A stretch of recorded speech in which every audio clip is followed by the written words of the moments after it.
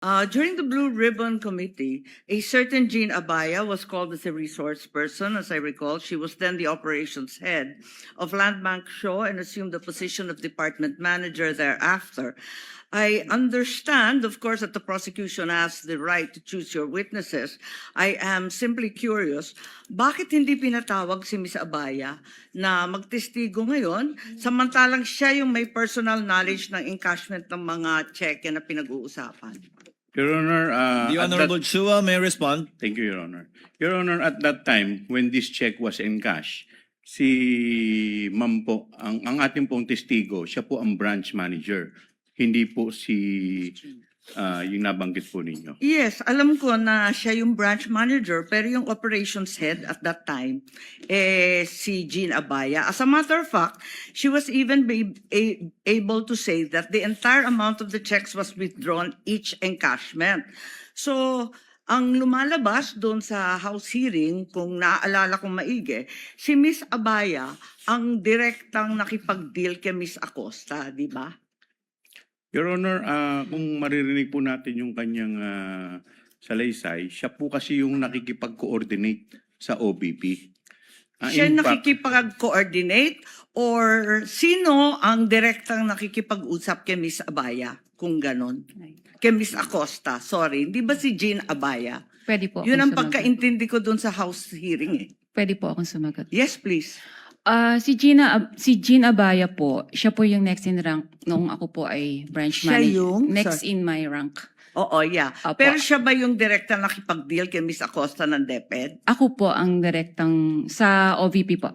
Nakakapagtaka lang kung bakit nung House hearing, si Miss Abaya ang siyang nagsabi ng direktahan na yung entire amount ng cheque was withdrawn each encashment. Hindi po kayo. Ba't nagkaganon? Your Honor, bali po si Gina Baya po ang naging incumbent manager. Siya po yung pumalit sa akin as branch manager.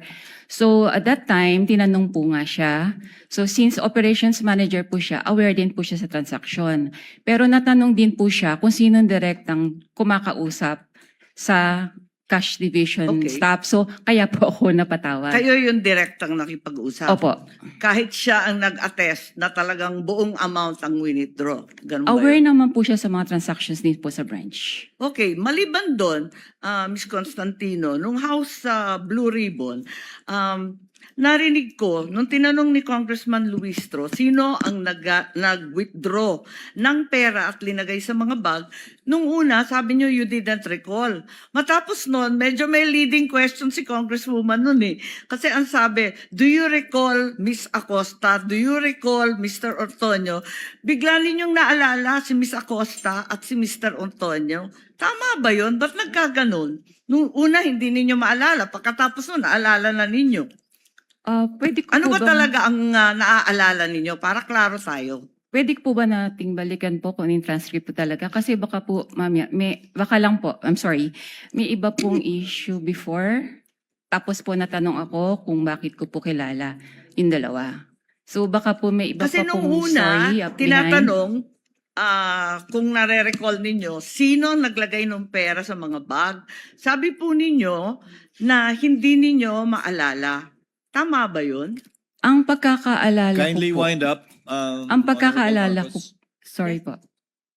Ang pagkakaalala ko Sumasagot po, ang sinagot ko po yon na si Yes, Miss yes. Gina ang naglagay at si Mr. Ortonio. Ang hindi ko po ma-recall kung sino po yung naglabas na ng cash, Hindi ng ko bags. tinatanong yon. Hindi yon ang tinutukoy ko. Ang tinutukoy ko, yung pa-iba-ibang sagot. Kasi nung una sabi nyo, hindi niyo maalala kung sino naglagay ng pera sa bag. Pagkatapos nung binanggit sa inyo, do you recall Miss Acosta, do you recall Mr. Ortonio? Naalala ninyo kung sino naglagay na yung dalawa. Bakit ganon? Yun lang po. Ang Kindly wind up, pagkakaalam, ma'am. ang pagkakaal- Considering that Miss Acosta is allegedly the payee, bakit hindi niyo yun naalala kaagad? Doon ako nagtataka.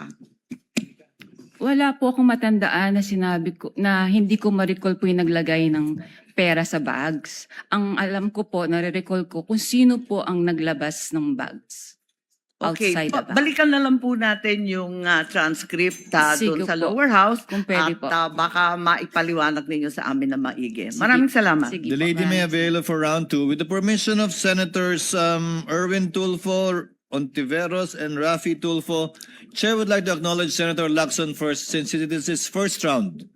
Just clarifying po, Ms. Camposano, you mentioned doon sa House Blue Ribbon, tinitignan ko nga yung transcript at kanina nabanggit ninyo na unusual for government agencies including yung DepEd na mag-withdraw ng malalaking halagang katulad nito. Pero doon sa Blue Ribbon, sinabi po ninyo na not only private clients but government clients go to your branch. So pinaliwanag po ninyo, tama po? Tapos, nag-testify rin kayo nung tinanong kayo ni Congresswoman Garin, is this a regular occurrence? Ang sabi po ninyo, yes, ma'am. So, ibig sabihin, hindi siya unusual, regular occurrence. Alin po ba? Kasi later on, sinabi din ninyo, nabasa ko lang sa transcript, not DepEd only, but with all of our clients. Anong tinutukoy po ninyo doon? Kasi nakakalito kung unusual ba ito o regular, katulad na nabanggit ninyo sa House. With all due respect, Your Honor, may I be recognized? What is the pleasure of the Honorable Chua? Your Honor, we would just like to request for the TSN so that our witness will be confronted with the TSN that is being mentioned by the Honorable Amy Marcos. If she remembers, by the way, Senator Judge Marcos, it's the Senate, it's the House Good Government Committee, Yes, it's not the Blue Ribbon Committee. This is the Good Government Committee of the House. I believe it was in November of 2024, similar to what was mentioned earlier with Ms. Constantino. In her case, I had the hard copy, page 122. On November 26 of 2024. I only have the soft copy of this one. I'm happy to show it. But yun nga, palagay ko November din to magkakasabay yung land bank nun If the witness knows and recalls, she may answer. Naalala po ba ninyo yung pagtanong ni Congresswoman Garin tungkol dito na is this a regular occurrence? At yung biglaan ninyong sagot, yes ma'am. Kung yan po yung sinasabing normal, the Opo. usual lamang po ang pag-withdraw ng malalaking amount sa branch. Yes, ang verbatim po, and is this a regular occurrence, ma'am?